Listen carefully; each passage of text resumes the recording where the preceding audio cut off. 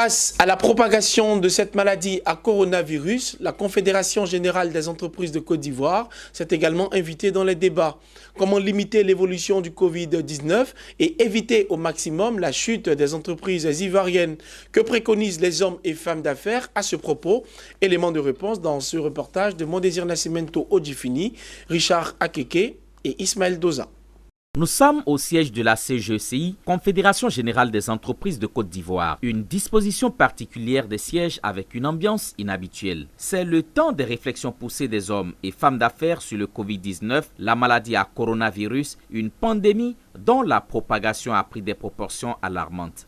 Ici, toutes les mesures de distanciation sont observées. Dans cette salle, guichet fermé avec 44 participants, les réflexions ont été faites sur les méthodes et moyens de lutte efficaces contre le Covid-19. Un certain nombre d'entreprises se posent des questions, d'abord sur la maladie, mais aussi sur les répercussions que cette maladie peut avoir sur leurs travailleurs, ainsi de suite. Donc nous avons voulu organiser un événement, pendant qu'on peut encore le faire, qui adresse ces deux questions, la question de la crise sanitaire et la question de la crise économique. Les effets corollaires de la survenance du Covid-19 sont immédiats dans les économies des pays du monde.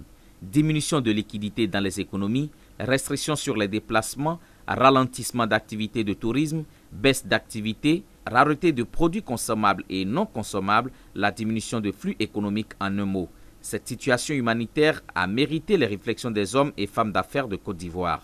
Déjà, en tant que chef d'entreprise ou entreprise, comme j'ai dit tout à l'heure, c'est déjà des êtres humains. Donc il faut déjà prendre les mesures préventives pour éviter que la maladie se propage, aussi bien au sein de nos entreprises qu'à l'extérieur, auprès de nos familles, de nos communautés. À situation exceptionnelle, des mesures exceptionnelles, dit-on. Ces chefs d'entreprise ont profité pour préconiser des actions et mesures pour soutenir et l'économie et les entreprises. En tant qu'entreprise, nous prenons des décisions de gestion. Et tout gestionnaire d'entreprise doit pouvoir préparer et intégrer ce qu'on appelle un plan de continuité d'activité, en anglais Business Continuity Plan. À l'intérieur de ce plan-là, il y a ce qu'on appelle des scénarios. Et au niveau de ces scénarios-là, il faut également prévoir le scénario de la pandémie. De la même façon que vous prévoyez un scénario d'incendie, de la même façon que vous préparez malheureusement un scénario d'antiterrorisme. Je pense qu'il est important qu'au niveau des directions générales, on soit mobilisé au sein d'une cellule de crise et essayer au maximum de pouvoir anticiper sur les prochaines étapes. On sait qu'on va être impacté, mais il faut déjà aujourd'hui réfléchir aux mesures qui vont permettre de garantir la survie de l'entreprise dans le temps et sa renaissance après cette période de crise. Il faut noter que le Covid-19 en Côte d'Ivoire est au stade 2 avec 9 cas testés positifs, mais surtout 0 mort.